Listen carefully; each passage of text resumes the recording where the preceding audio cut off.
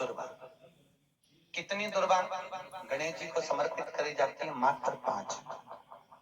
कितनी? आज के जमाने में लोग गट्ठा बनाकर चढ़ा दें, वो अपनी जगह पर। 5 दुर्वा पंचम इंद्रियों को वश में करने के लिए और भगवान के 5 जो स्वरूप हैं उनको अपने भीतर उतारने के लिए पंच दुर्वा। और दुर्वा में भी 3 गांठ। जब दुर्वा समर्पित करी जाती है तो उसमें नीचे दुर्वा की डंडी पर गांठ रहती है। 3 छोटी छोटी गांठें होना चाहिए। कितनी गांठ? जो भगवान को समर्पित करी जाए। ब्रह्मा जी भटक गए थे, थोड़ी बुद्धि फिर सी गई थी। क्यों? क्योंकि उनके भीतर भी कहीं अहम आ गया था, इसलिए पहचाने नहीं शंकर को। सिर कट गया तब चरण में पड़ गए, ठोकर लगती है तब समझ आ जाता है।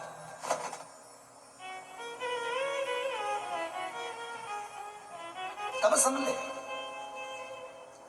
देव ऋषि नारद को भी बार बार भगवान विष्णु समझा रहे हैं, मान लो ये तुमने गलती करी है, रुद्राक्ष की माला छोड़ कर आ गए हो, उसको जाकर पहन लो। भगवान विष्णु ने 3 चीजें देव ऋषि नारद को बताई है, बहुत ध्यान दीजिएगा महाराज। 3 चीजें कहा। पहला, सुनो नारद, एक तो मस्तक पर भस्म का तिलक धारण कर लो, दूसरा मुख पर भगवान का नाम रख लो, और तीसरा गले में रुद्राक्ष की माला पहन लो। शंकर कृपा कर जाएंगे, तुम्हारा दोष समाप्त हो जाए। जाओ, इतना कर लीजिए, बहुत है इतना।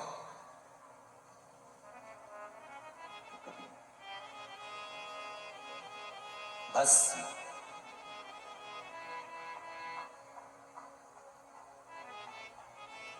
मनुस्मृति कहती है कि जब कोई विद्वान ब्राह्मण कहीं बड़ा यज्ञ होता है, कई बड़े बड़े यज्ञ होते हैं,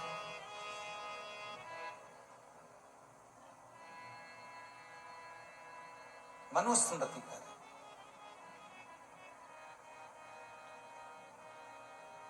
ये जो भस्म तैयार होती है यज्ञ में, ये भस्म कोई साधारण नहीं होती।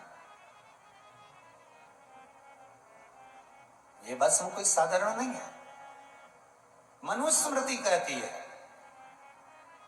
जब बड़े बड़े यज्ञ होते हैं और उस यज्ञ में जो आहुतियां डलती है, ओम ब्रह्मवे स्वाहा, ओम विष्णवे स्वाहा, ओम प्रजापते स्वाहा, ये जो ये आहुतियां डल रही है, जो आहुतियां डाली जा रही हैं, सांकल्य डाली जा रही है, गाय का घी डाला जा रहा है, इसमें जो भस्म तैयार हुई है, ये भस्म अगर हम रख लेते हैं और जिसका शरीर चर्म रोग हो गया है, कहीं चमड़ी बेकार होती चली जा रही है, या कहीं आंखों के नीचे कालापन आते जा रहा है, तो बड़े बड़े जो यज्ञ होते हैं इसकी भस्म बड़ी काम की होती है महाराज। महीने में 1 बार, जैसे हफ्ते में 1 या 2 बार माताएं शैम्पू करती है, उनसे निवेदन है, केवल माताओं से नहीं, बच्चों से ही नहीं, पुरुषों से नहीं, बुजुर्ग सबसे निवेदन है, महीने में 1 बार जो बड़े यज्ञ होते हैं उस यज्ञ की जो भस्म होती है उसको पूरे शरीर में लगाकर 15 मिनट रखकर फिर स्नान करना चाहिए। शरीर में कोई रोग नहीं रहता। मनुस्मृति कहती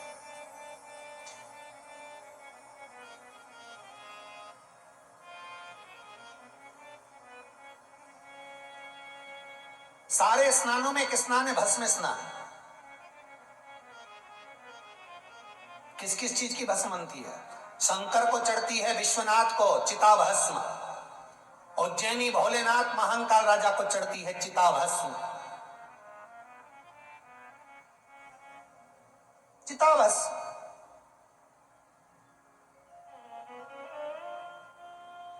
बस उज्जैनी महाकाल और विश्वनाथ, इन दोनों पर जो चिता भस्म चढ़ती है उसमें एक अंतर है। आपको मालूम है कि नहीं मालूम वो पता नहीं। दोनों की चिता भस्म में एक अंतर है। उज्जैनी महाकाल को जो चिता भस्म चढ़ती है वो थोड़ी ठंडी होने के बाद महाकाल राजा पर आ जाती है, पर विश्वनाथ पर जो चिता भस्म चढ़ती है वो गरम की गरम आती है। क्यों?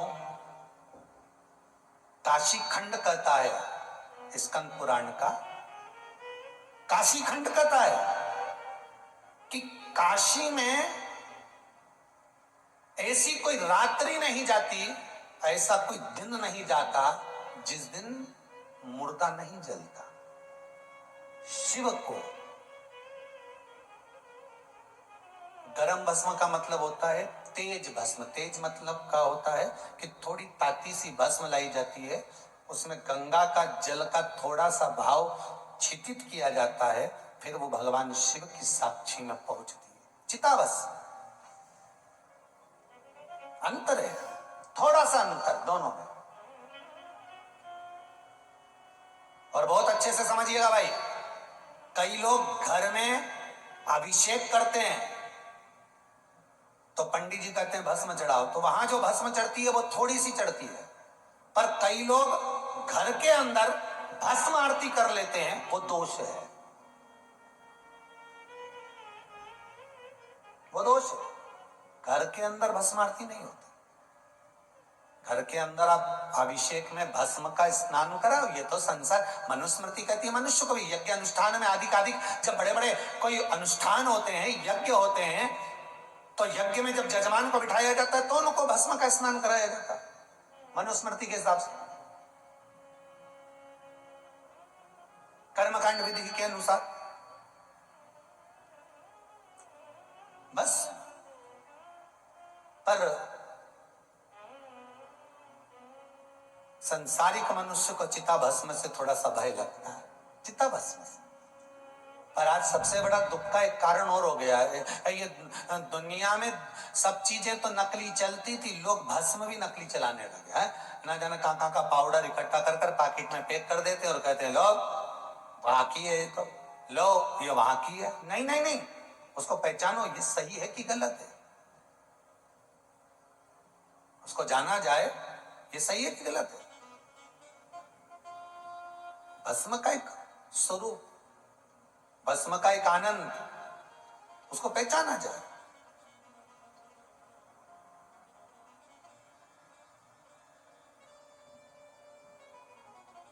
महाराज जो बड़े यज्ञ होते हैं उस यज्ञ की भस्म लिया और उस भस्म को संभाल कर रखो, वो बड़ी काम की है।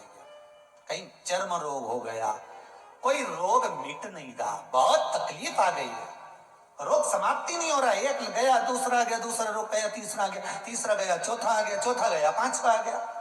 उसको भस्म लगाकर स्नान कराओ, 15 मिनट बिठाकर शंकर का अनुमोदन कराकर, शंकर का नाम पंचाक्षर स्मरण कराकर, श्री शिवाय नमस्तुभ्यं बोलकर, ओम नमः शिवाय बोलकर, महामृत्युंजय मंत्र का स्मरण कराकर, ओम शंभवे कहा कर, जो मन पड़ जाए उस विधि से उसका स्नान।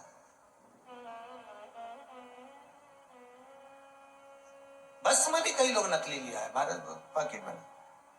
अरे कितनी सुंदर बात है, भारत की भूमि पर एक जगह ऐसी है जहां पर भस्म का पहाड़ है। भारत की भूमि पर एक जगह ऐसी है, कर्नाटक में, गाड़गापुर, कर्नाटक में एक जगह गाड़गापुर ऐसी जगह है जहां पर भस्म का पहाड़ है, भस्म का पहाड़। शास्त्र कहता है वहां शंकर पार्वती के साथ में दोनों अड़भंग होकर उस भस्म से एक दूसरे को भस्म का ही श्रृंगार कर देते। जहां भस्म का पर्वत, तो हमें ये नकली भस्म बनाने की जरूरत क्या है? असली भस्म बनाओ ना भाई। अगर आपको भस्म देना ही है, शंकर को चढ़ाना ही है, तो असली बनाओ। बस एक काम करो, भस्म बनती कैसे? गाय का जो, अगर आप चिता भस्म नहीं लाना चाहते हो, असली भस्म बनाना चाहते हो, तो गाय का गौमूत्र लाइए और गौमूत्र गंगा जल लाकर जल को थोड़ा सा छीट दो भूमि पर, और भूमि पर छीटने के बाद गाय का जो अलोना कंडा होता है, अलोना कंडा कैसा, गाय जो गोबर करती है उसको हाथ से थापो, वो कंडा नहीं, वो गोबरी नहीं, गाय जो पोटा गिराई है, गाय ने जो गोबर गिराया और वो धूप में सूख गया, बस उसी को लिया और उसको जहां पर आपने गौमूत्र से, गौ गंगा जल से सिंचन किया है, उस जगह पर उसको फिर आप जला दीजिए। काय से जलाना है, कोई चीज नहीं डालना है आपको, केवल देसी कपूर से उसमें आग लगाना है और गाय का घी उसमें शंकर जी का नाम बोल बोल कर चढ़ाते जाना, और वो कंडा जब पूरी तरह से जल जाए, भस्म हो जाए, तब ठंडा होने के बाद उसको निकाल कर छान लो, उसको भर कर रख लो। जब तुम्हारा मन करे, प्रदोष का दिन हो, शिवरात्रि का दिन हो, जब तुम्हारा मन करे, आप बेलपत्री के नीचे शिवलिंग का निर्माण कर रहे हो, कोई कामना रखकर वो भस्म शंकर को चढ़ा दो, उसी में से निकाल कर। महाराज, गाय के गोबर से, गाय के कंडे से जो बनी भस्म, वो निर्मित 3 तरह से भस्म होती है। एक यज्ञ कुंड की भस्म, गाय के कंडे से निर्मित भस्म, और तीसरी होती है जो धान होता है, धान की जो ऊपर का जो भाग होता है छिलका, उसकी जलाकर जो भस्म बनती है, वो भी शंकर को समर्पित हो, वो भी भस्म। फिर भस्म आगे जाकर बहुत सुंदर भाव आया है, कमलगट्टा।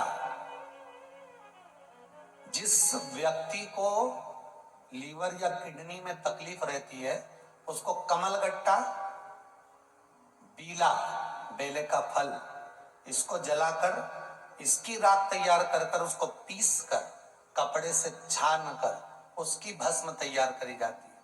और वो भस्म शंकर भगवान पर श्रावण के महीने में दूसरा जो सोमवार पड़े, उस दूसरे सोमवार के दिन शंकर के मंदिर में चढ़ाई जाती है। उसी भस्म को उठाकर लेकर आते हैं, क्योंकि वो शिवालय में सावन के महीने में बहुत भीड़ रहती है, तो भस्म गीली हो जाती है, उसको लाकर फिर वापिस छत पर सुखाई जाती है। उस भस्म को डब्बी में भरकर रखा जाता है। किडनी लीवर के मरीज के व्यक्ति को भस्म का मस्तक पर, अर्थात दोनों भुकुटी के बीच में तिलक कराया जाता है।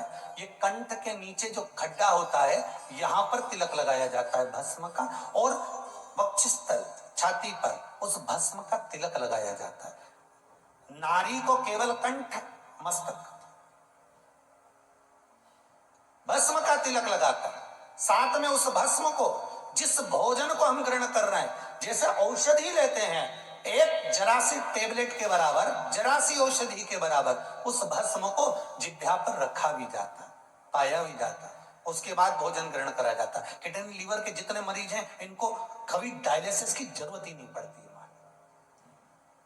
कभी डायलिसिस की जरूरत नहीं पड़ेगी। आप भस्म का शिव को समर्पण, श्रावण का दूसरा सोमवार शंकर को समर्पित।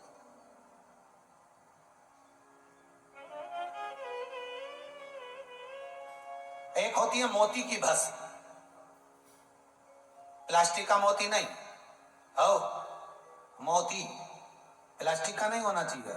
मोती की भस्म कब चढ़ती है, तो कहा शिवरात्रि के दिन, मूल जो शिवरात्रि होती है, उस दिन मोती को जलाकर उसकी भस्म तैयार करी जाती है। वो भस्म थोड़ी सी तैयार कर कर शंकर के जो शिवलिंग का मूल बिंदु होता है, बिल्कुल केंद्र बिंदु, वहीं पर लगाई जाती है, वहीं पर चढ़ाई जाती है। और उस भस्म को 2-4 मिनट बाद शंकर का नाम लेकर, श्री शिवाय नमस्तुभ्यम, ओम नमः शिवाय, महामृत्युंजय का स्मरण कर कर उसको वापिस लाया जाता है। जो व्यक्ति पैसा नहीं दे रहा, पैसा अटक गया, पैसा नहीं दे रहा हो, या कोई माल गया था, माल का धन नहीं आ रहा हो, या कोई चीज अटक गई, वो दे नहीं रहा, तो उस भस्म को मस्तक पर लगाकर उस व्यक्ति से हाथ मिलाया जाता है, या उस व्यक्ति से बात करी जाती है। वो भस्म इतनी पावर की होती है कि काल भैरव को जैसे भगवान शंकर ने ब्रह्मा का सिर काटने भेजा था, वो भस्म आपके मस्तक से आपका धन खींच कर लाती, आपकी संपदा खींच कर, वो मोती की भस्म, वो मोती की भस्म, और भस्म कुछ साधारण।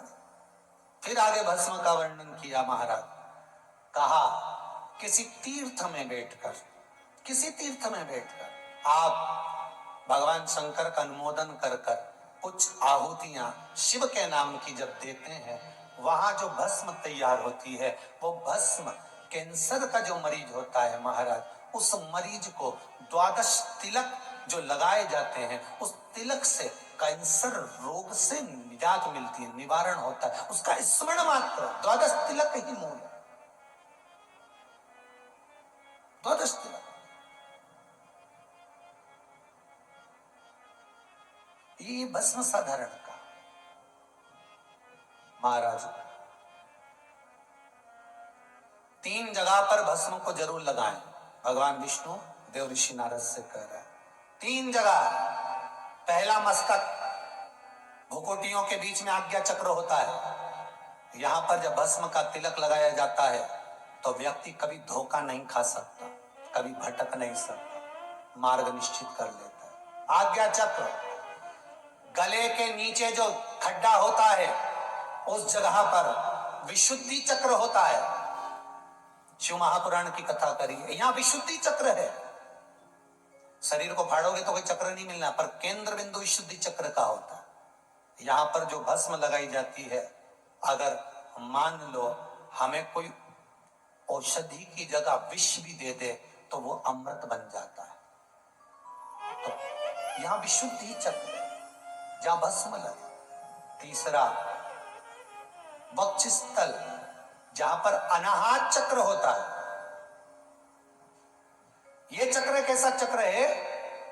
अगर कोई व्यक्ति आपसे नफरत करता है, कोई व्यक्ति आपके लिए अपशब्द कहता है, कोई व्यक्ति आपसे नफरत करता है, अनाहत चक्र पर त्रिपुंड लगाकर, अनाहत चक्र पर भस्म रमाकर अगर आप उससे 2 या 3 बार मिल लीजिए, कितना भी विरोधी होगा तो आपके पक्ष में आ जाएगा। पर भस्म कहां की होना चाहिए? किसी तीर्थ में जो आपने आहुतियां दी, यज्ञ करा, उसकी भस्म। अनाहत चक्र 3 चक्र हैं, आज्ञा चक्र, विशुद्धि चक्र, अनाहत चक्र। और ये 3 चक्र पर लगी हुई भस्म जीवन का सुख देगा, जीवन का। एक चीज और ध्यान करिए महाराज, जिस लड़का और लड़की का विवाह नहीं होता, मंगल हो गया, शनि हो गया, राहु केतु हो गया, या विवाह नहीं हो रहा है, उसके लिए भी कहा जाता है कि कहीं से आप प्रयास करिएगा, कहीं से अगर मौका मिल जाए, कहीं से आपको किसी रूप में अगर चांदी का पत्रा मिल जाए, चांदी का थोड़ा सा पत्रा, कोई वो कहते हमारे यहाँ बर्क कह देते, पर असली चांदी की बर्क चाहिए। आजकल तो भगवान पे भी जो बर्क लगाई जाती है वो भी नकली है। असली चांदी की बर्क, उसको जलाकर उसकी जो भस्म तैयार करी जाती है, चांदी भस्म जो तैयार करी जाती है, उस भस्म से लड़का हो लड़की हो जिसका विवाह नहीं हो रहा हो, उसके हाथ में वो भस्म लगवाकर और बीच में हल्दी की बिंदी लगाकर शंकर के शिवलिंग का लेपन करा दिया जाए महाराज। प्रदोष के दिन, किसी भी प्रदोष में आप उसका लेपन करा दीजिए। 3 से 3.5 महीना रुकिए, 3.5 महीने के अंदर उसका विवाह संबंध पक्का हो जाएगा। भले मंगल हो, राहु हो, केतु हो, शनि हो, कुछ भी, उस भस्म का ये प्रमाण। कई लोग भस्म को भभूति भी कहते हैं, वो भभूति अलग हो गई, वो भभूति हो गई जादू टोना वाली भभूति, ये तो वो भभूति अलग हो गई, उसका कोई यहाँ वो उसका प्रमाण अलग, परंतु यहाँ भस्म का प्रमाण, यहाँ भभूति का प्रमाण शिव कथा में नहीं है। शिव कथा में जो प्रमाण है वो भस्म का, यहाँ भभूति किसी को छू कर दिया, किसी को मतर के दे दी, वो अलग चीज हो गई। यहाँ भस्म, यहाँ तो शंकर को पाने का एक तरीका है, क्योंकि शिव रोग से मुक्ति देते हैं, तो रोग निवारण का एक तरीका है भस्म को धारण करना। भगवान विष्णु कह रहे हैं देव ऋषि नारद, ये भस्म तुम्हारे जीवन को सुख दे जाएगी। बस हर पल, हर घड़ी, हर क्षण, जितना समय आपको मिला है उतना, जितना पल आपको मिला है उतना आप शिव को समर्पित कर चाहिए। भले आप अपने घर में बैठे हो, पर कभी कभी विचार करना करो कि मैं उज्जैन गया हूं। एक क्षण के लिए आप विचार कर लिया करो कि मैं काशी गया हूं। एक क्षण के लिए आप विचार कर लिया करो कि मैं ओमकारेश्वर गया हूं, एक क्षण के लिए विचार कर लिया करो कि मैं केदारेश्वर गया हूं, उसका पुण्य आपके खाते में आ जाए। भगवान विष्णु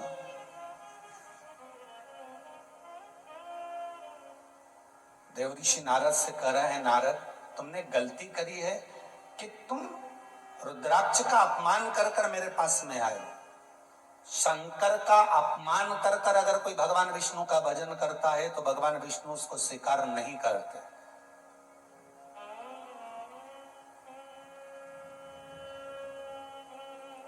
बैंकों में जो लोग लोन लेते हैं ना, जितने लोग लोन लेते हैं तो इनको मालूम होगा, आपकी फाइल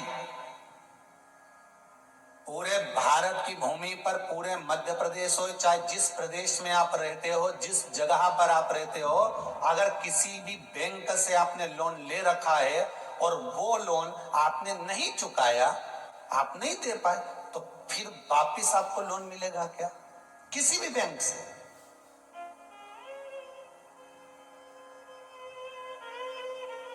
बैंक वाले कहेंगे पहले उस बैंक का लोन चुका कराइए, और फिर एक वो लोन चुकाने के बाद में एक कागज मिल जाता है कि अब यहाँ इनका कोई पैसा नहीं, फिर आपको दूसरा लोन मिल जाएगा, आप जाओ पहले चुका कराइए। सामने बाद में चुका दूंगा, आप तो एक काम करो मुझे वापस लोन दे दो। नहीं नहीं नहीं, नहीं पहले वहां का चुकाइए। आप देखिए दूसरे बैंक की शाखा में गया है लेने के लिए, और वो जिससे लोन लिया वो दूसरा बैंक है, पर इस बैंक वाले कहते हैं पहले आपको चुकाना पड़ता, वहां का पूरा लोन देकर आइए, पूरा पैसा देकर आइए, इसके बाद आप आओ। मना नहीं, आप वहां का अगर पैसा देकर आ गए और वहां का पैसा देने के बाद में आप यहाँ आओगे तो हम तुमको दूसरा लोन दे देंगे, कोई दिक्कत नहीं है। बस बैंक की ये जो रीति है, बैंक की जो ये नीति है, ये नीति ये रीति बैंक वालों ने हमारे देवताओं से उठाई। भगवान शंकर का अपमान कर कर भगवान देवऋषि नारद भगवान विष्णु के पास पहुंच गए, तो भगवान विष्णु ने भी कह दिया ये मुझे स्वीकार नहीं होगा कि वहां का लोन रह गया, वहां तूने आदर नहीं करा, वहां सम्मान नहीं करा। शंकर भगवान ने बैठने का स्थान दिया था, तू नहीं बैठा। शंकर भगवान ने तुझे सिंहासन दिया, तू नहीं बैठा। देवऋषि नारद तुमने कहा मैं पत्थर पर बैठूंगा। जो देवऋषि नारद प्रतिदिन हर क्षण हर पल श्रीमन नारायण करता है, वो देवऋषि नारद क्या पत्थर पर जाकर बैठेगा? तुमने शिव का अपमान कर दिया और बाद में तुम मेरे पास में आ गए और मुझसे करो कि मुझसे ये भाव रखते हो कि मैं कुछ दे दूं। जब वहां का कर्जा ले गया तो मैं तुम्हें लोन कैसे दे सकता हूं? मैं तुम्हारा आदर कैसे कर सकता हूं? मैं तुम्हें सम्मान कैसे दे सकता हूं? एक बेटा कहे मुझे पिताजी से कोई मतलब नहीं है, मम्मी मैं केवल आपसे मतलब रखता हूं, मैं आपको अपने साथ रख सकता हूं, मैं आपको झेल सकता हूं, पर पिताजी को नहीं झेलूंगा, मुझे पिता से कोई मतलब नहीं। या एक बेटा या एक बहू ये कहते कि मुझे मम्मी से कोई मतलब नहीं है, मुझे मां से कोई मतलब नहीं है, मुझे इनके साथ नहीं रहना, मैं पिता को रख सकती हूँ, मैं ससुर को रख सकती हूँ, पर इनसे मुझे कोई मतलब नहीं रहेगा। शास्त्र कहता है फिर वो पिता को भले डल्लव के गद्दे पे सुला दे, चाहे एसी का रूम बनवा दे, चाहे रोज प्रतिदिन रबड़ी और बालूशाही का भोजन करा दे, तो भी उस बेटे को और उस बहू को नरक भोगना ही पड़ेगा। एक का अपमान कर कर अगर आप एक को आदर दे रहे हो, एक का अपमान कर कर यदि आप एक को सम्मान दे रहे हो, तो उसमें आपको स्वर्ग का भान नहीं होगा, आपको सुख का भान नहीं होगा, उसमें आपको दुख का ही भान होना। अरे हिंदू धर्म में तो एक रीति है साहब कि अपने दो पांव होते हैं, दो चरण होते हैं। अगर घर की कोई बेटी, कोई बहू, कोई घर का व्यक्ति अगर एक पांव पड़ता है और एक पांव नहीं पड़ता, तो लोग कह देते हैं अरे दोनों पांव पड़ो, एक पांव नहीं पड़ना चाहिए, अच्छा नहीं होता। एक चरण नहीं छुआ जाता, मालूम नहीं है क्या? आपको ज्ञात नहीं है कि जब गरुड़ पुराण मरने के बाद गरुड़ पुराण को सुनकर जो जीव गरुड़ पुराण सुनता है जिसके घर का व्यक्ति कोई मर गया होता है और वो जब गरुड़ पुराण सुनकर उठता है तब एक चरण छुआ जाता है। क्या आपको ज्ञात नहीं है कि ये एक चरण कब छुआ जाता है? जब घर में कोई मर गया होता है। क्या आपको ज्ञात नहीं है कि किसी के मरने के बाद एक चरण छुआ जाता है? तो फिर तुमने एक चरण कैसे छू लिया? तो यहाँ तो हिंदू धर्म या शास्त्र कहता है कि एक चरण छुआ ही नहीं जाता। अगर बहू प्रणाम करे तो सास के दोनों चरणों को, हमारे यहाँ तो पहले मारवाड़ियों में रीति रही है कि पल्लू का एक सिरा एक पांव पे रखा जाता था, दूसरे पांव को हृदय से छुआ जाता था। अर्थात एक हाथ तो एक पांव से उठता नहीं था और दूसरे पांव को स्मरण किया जाता था। यहां तक हमारे यहाँ रीति रही कि घुटने से लेकर, जो बहुएं रहती थी वो सास के चरण जब छूती थी तो घुटने से लेकर पंजे तक चरण का स्मरण रहता था। ये यहां तक रीति रही, यहां तक स्मरण रहा। अब तो एक चरण क्यों? हमारे यहाँ तो यहाँ शास्त्र कह रहा है कि अगर एक बैंक का लोन रह गया और आप दूसरे बैंक में पहुंच गए कि हमको लोन दे दो, तो बैंक देगी क्या? अरे बोलो रे भाई, जितने लोग आस्था के सामने बैठे, जितने आप मोबाइल पर कथा सुन रहे हो, बोलो जरा, बैंक लोन देगी? नहीं देगी। वो कहेगी पहले वहां का चुकाइए। आप वहां कर चुका कर आओगे तो आपको लोन मिल जाएगा। और उसी तरह आप भगवान शंकर का अपमान कर कर भगवान विष्णु के पास जाओगे, या राम के पास जाओगे, या कृष्ण के पास जाओगे, या दत्त के पास जाओगे, या भवानी के पास जाओगे, तो आपका कोई आदर करेगा क्या? नहीं, क्योंकि आपने वहां का अपमान करा। इसलिए राम कथा को शुरू करने से पहले तुलसीदास जी ने लिख दिया, शंकर विश्वास रूपिणो। शंकर को विश्वास कहा है, पार्वती को श्रद्धा कहा। रामचरितमानस को प्रारंभ करने से पहले कह दिया कि ये शंकर और पार्वती, ये शिव और पार्वती जो है ये विश्वास और श्रद्धा है। इनका स्मरण, इनका भजन, इनका कीर्तन, इनका नाम जाप, इनका स्मरण करने पर तुम्हें राम मिल जाएगा।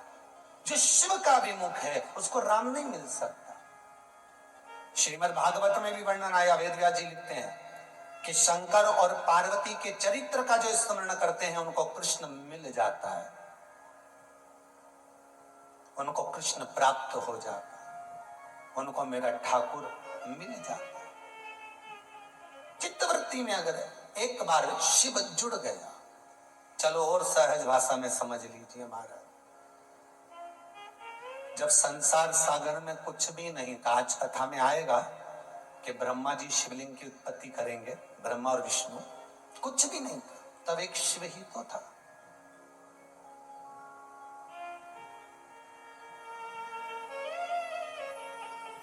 केवल एक शिव, केवल एक शंकर।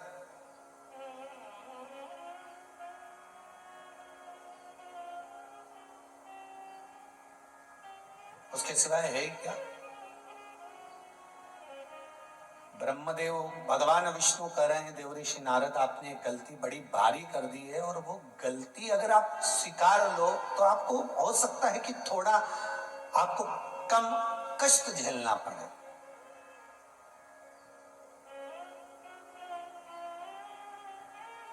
हो सकता है आप कम कष्ट झेलें उस गलती को अगर आप स्वीकार ले। पर नारद जी गलती नहीं स्वीकारते, संसार की रीति यही है,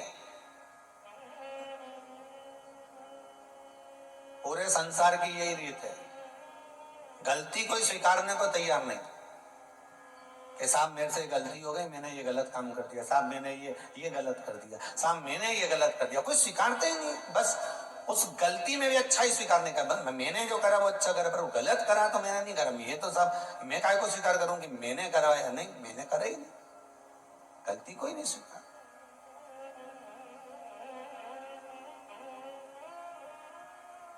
सबसे श्रेष्ठ अगर गलती स्वीकार करी थी तो मां दाक्षायणी ने, मां सती ने करी थी।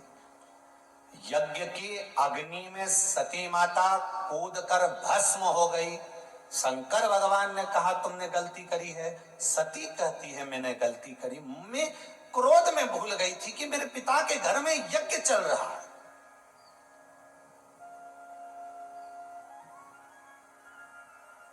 मेरे पिता के घर में एक हवन हो रहा है, एक यज्ञ चल रहा है, और उस यज्ञ की अग्नि में मुझे नहीं कूदना था, मुझसे गलती हो गई और वो गलती मैं स्वीकार करती हूँ।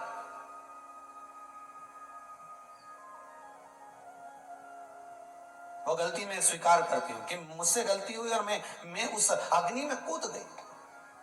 तो शंकर भगवान ने भी कह दिया, अगर आपने गलती को स्वीकार कर लिया है तो ये पक्का है कि यज्ञ की अग्नि में कूदी हो, इसलिए तुम्हें कोयल का तो जन्म मिलेगा।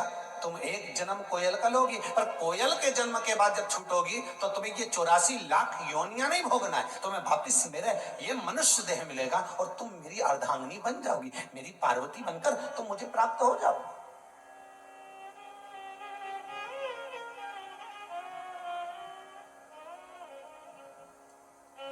गलती तो एक ने स्वीकार करी थी और वो है मां तक्षाई। देवऋषि नारद को बार बार कहा कि आप गलती स्वीकार करिए, आप स्वीकार करो। होता है, एक बार एक संत निकल कर जा रहे थे और बड़े बैरागी संत थे, बड़े त्यागी संत, भगवत भजन करते हुए स्मरण करते, नाम जाप करते, श्री शिवाय नमस्तुभ्यम, ओम नमः शिवाय, राम राम सीताराम जपते जपते जा रहे। बड़े त्यागी थे, बड़े बड़े आनंदित थे। और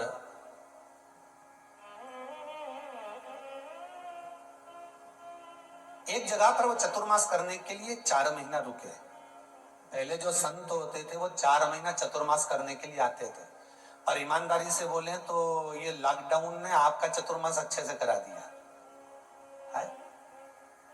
पिछली बार भी लॉकडाउन ने चतुर्मास करा दिया था। घर बैठकर 3 महीना, 2 महीना, 4 महीना खूब डट के कथा, सत्संग, प्रवचन, भजन, कीर्तन और घर में रहकर भोजन। ना होटल, ना पार्टी, ना शादी, ना ब्याह, ना फैशन, ना डिजाइन, ना कपड़े, कोई डिजाइन नहीं, बस कथा, भजन, खाना पीना और भगवत भजन करके विश्राम करना। ये तुम्हारा चतुर्मास हो गया था। और आपकी बार भी हो गया। चतुर्मास नहीं हुआ तो 1-2 महीने का तो हो ही गया। और बाबा से विनती है, बाबा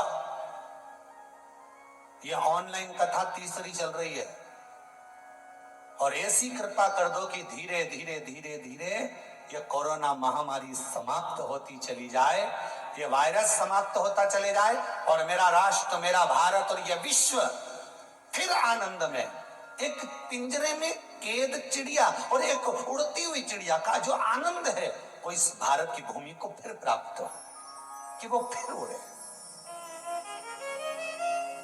मेरा ये भारत, मेरा ये विश्व फिर अग्रण्य हो, फिर आगे बढ़े। और आपसे निवेदन है, टूटना नहीं, हारना नहीं। ये मत विचार करना कि अभी फैक्ट्री बंद पड़ी हुई है, अभी दुकानें बंद पड़ी हुई है, अभी मेरी व्यापार बंद पड़ा हुआ है, अभी मेरा काम नहीं चल रहा है। रोना मती, बिलखना मती।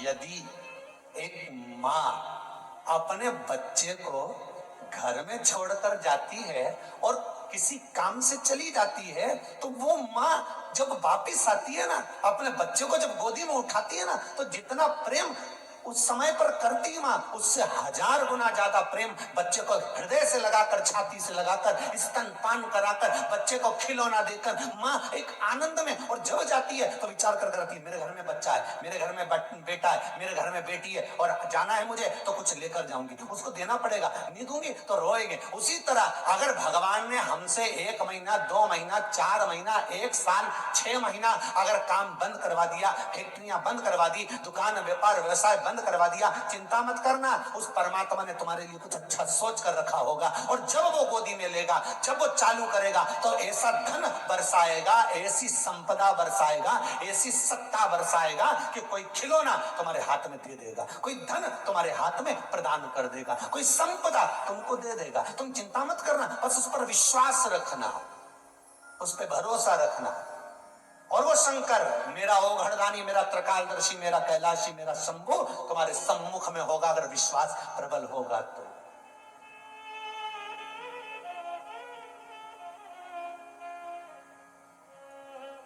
उसका विश्वास पूर्ण। तो एक संत चतुर्मास करने रुके, तो चतुर्मास करते थे तो वो भोजन जो बचता था बनाने के बाद में, तो वो रोटी बाहर डाल देते, कुत्ता खा लेता।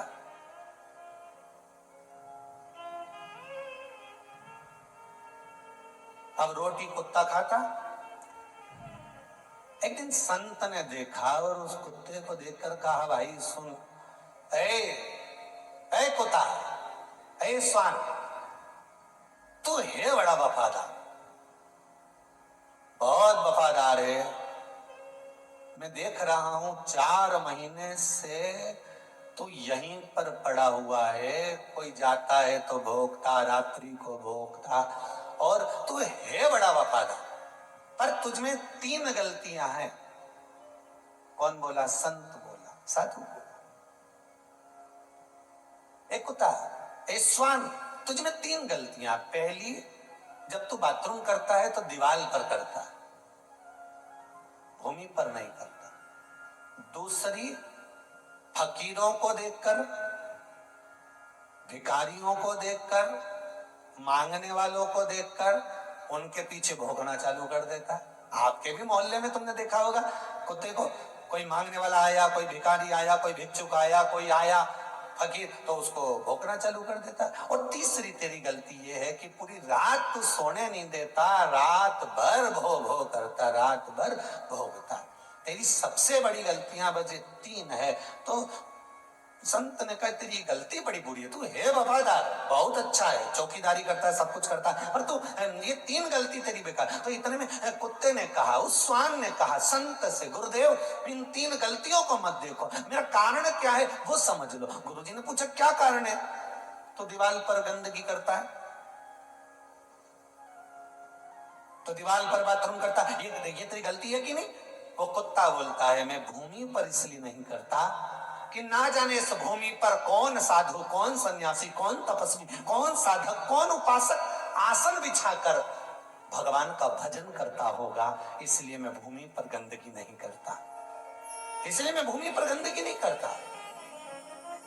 दूसरा, आप कहते हो कि मैं भिखारियों पर, फकीरों पर, मांगने वालों पर भोगता हूं, उसका कारण यह है, मैं इसलिए भोगता हूं कि उस परमात्मा को छोड़कर तुम दुनिया से क्यों मांग रहे हो?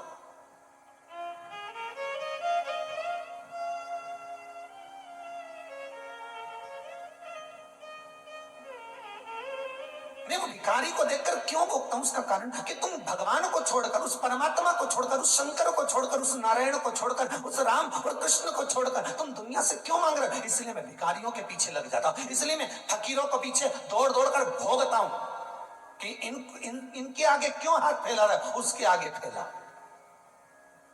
और कुत्ता कहता है, मेरा तीसरा, रात्रि को मैं क्यों भोगता हूं, उसका कारण है कि मनुष्य की देह मिली है और तुम रात भर इसको गवा रहे हो, जाग जाओ और उसके भजन में लग जाओ, इसलिए मैं रात भर भोगता हूं कि जब तुम्हारे नेत्र खुले, जब तुम्हारी साधना खुले।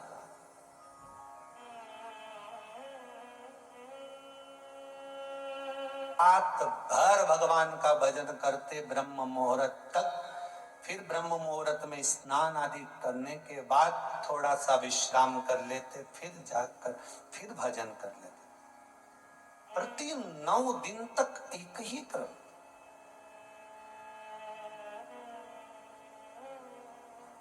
और अवस्था भी बहुत, हमने कहा बीमार पड़ गए हो, थोड़ा सा आपको चक्कर आ रहा है, कुछ ले लीजिए, जल पी लो थोड़ा सा, या कुछ पा लीजिए।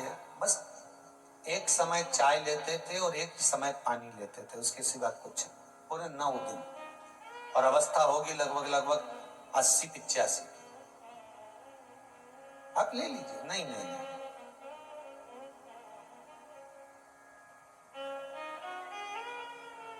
हम नहीं लेंगे, हमने, हमारा नियम है शुरू से, ठीक है।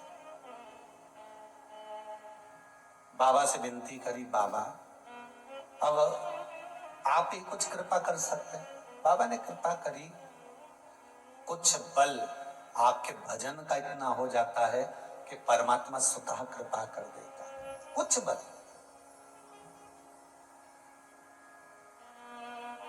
रात भर वो श्वान, रात भर वो कुत्ता भोगता रहता। उसका कारण कि मनुष्य की जो देह मिली है, ये मानव का जो शरीर मिला है, ये मानव का शरीर बड़ी मुश्किल से मिलता है। 84 लाख योनियां काटने के बाद जो ये मनुष्य की देह मिलती है, ये ऐसी गवाना नहीं है, ये ऐसे ही नहीं गवा। बड़ी मुश्किल से नर तन मिला है, ये गवाने के काबिल नहीं। क्यों क्यों गवाए?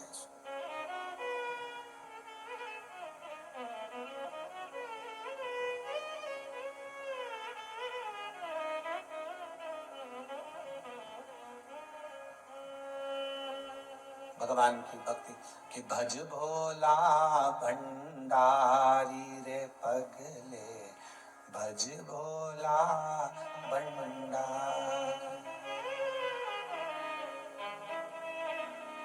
भगवान शिव का नाम।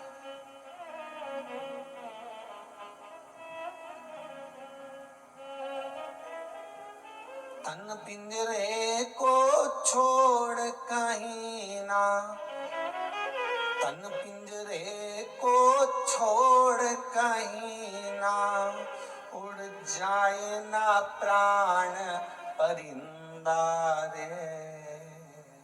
भज भोला भंडारी रे पगले, भज भोला भंडारी। ये शिव का नाम, ये शंकर का अनुमोदन, ये शिव का स्मरण, उसमें रमे रहो।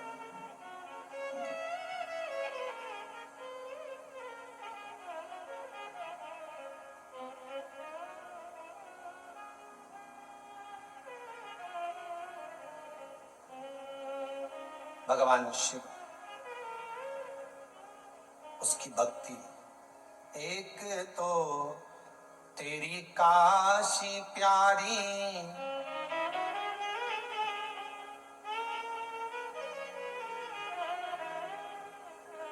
एक तो तेरी काशी प्यारी, दूसरी गंगा बहे। एक तो तेरी काशी प्यारी, दूसरी गंगा बहे, तीसरी गंगा की धारा दिल दीवाना हो गया। तीसरी गंगा की धारा दिल दीवाना हो गया। तेरी काशी में ओ भोले दिल दीवाना हो गया। तेरी काशी में ओ भोले दिल दीवाना हो गया। तेरी काशी में ओ भोले दिल दीवाना हो गया। तेरी काशी में ओ भोले दिल दीवाना हो गया। मेरा दिल दीवाना हो गया, मेरा दिल दीवाना हो गया। दिल दीवाना हो गया, मेरा दिल दीवाना हो गया। दिल दीवाना हो गया, मेरा दिल दीवाना हो गया।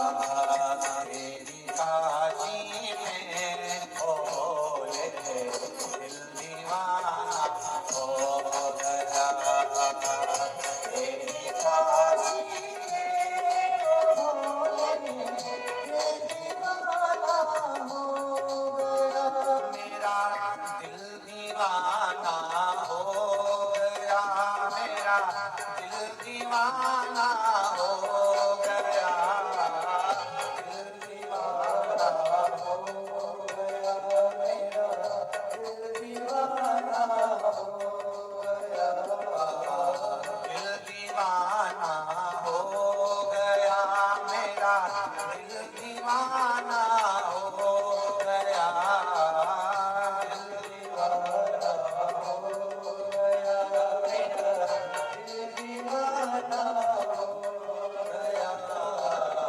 तेरी काशी में वो बोले दिल दीवाना हो गया, तेरी काशी में वो बोले दिल दीवाना हो गया। हे शंभो, एक तो तेरी नगरी प्यारी, दूसरी गंगा बहे, तो तेरी नगरी प्यारी, दूसरी गंगा बहे, ओ एक तो तेरी नगरी प्यारी, दूसरी गंगा बहे, तो तेरी नगरी प्यारी, दूसरी गंगा बहे, तीसरी गंगा की धारा दिल दीवाना हो गया, तीसरी गंगा की धारा दिल दीवाना हो गया।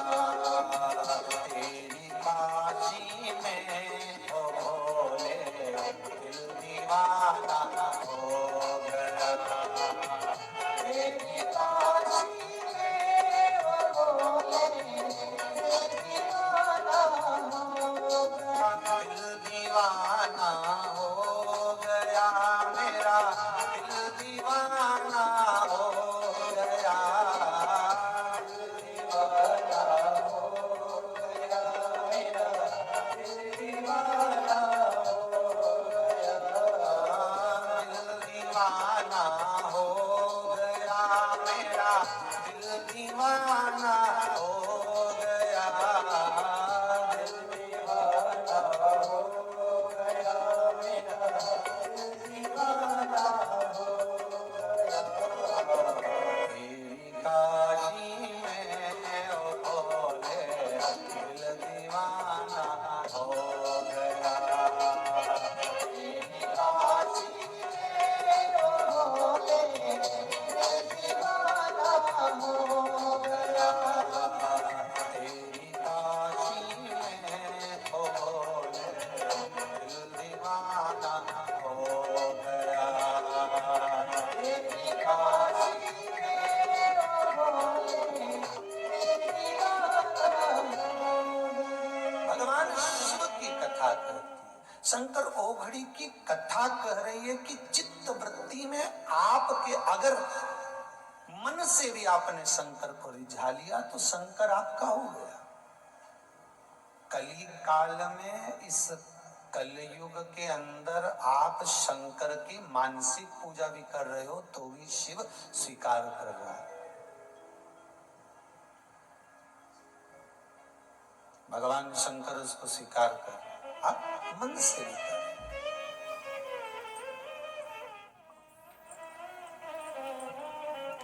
मनुष्य देह मिली है, मानव का शरीर मिला है,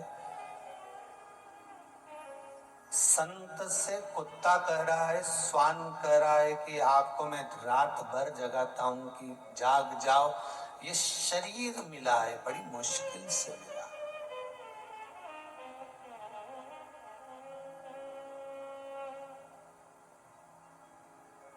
बड़ी मुश्किल से।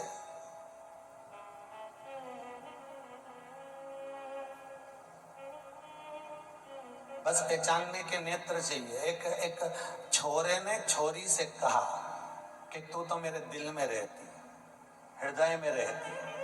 छोरी तुरंत बोली, फालतू की बात मत कर, कैसी पगले जैसी बात करता है, मैं तो खुद सियोर में रहती हूँ और तू कह रहा है कि दिल में रहती। नहीं, हृदय में रहती है तो मेरे, नहीं नहीं मैं तो बड़ा बाजार में रहती हूँ। कोई कहते मैं चरखा लाइन में रहता। तो ये हमारी सोच है कि हम कहाँ रह रहे हैं। हमारी चित्तवृत्ति परमात्मा के चरणों में रहना चाहिए। हमारी चित्तवृत्ति भगवान के चरणों में रहना चाहिए। नारद जी आपने गलती कर दी, और वो गलती बड़ी विचित्र है कि तुम शिव का अपमान करने के बाद में फिर मेरे पास में आए हो और मुझसे आशा रखते हो कि मैं आपका सम्मान करूं, जब एक बैंक का लोन रह गया है और दूसरी बैंक से तुम लोन लोगे तो कौन देगा। बस वही क्रम है। शंकर का अपमान करने के बाद किसी भी देवता के पास चले जाओ, कोई देवता स्वीकार नहीं कर सकता, ये पक्का है।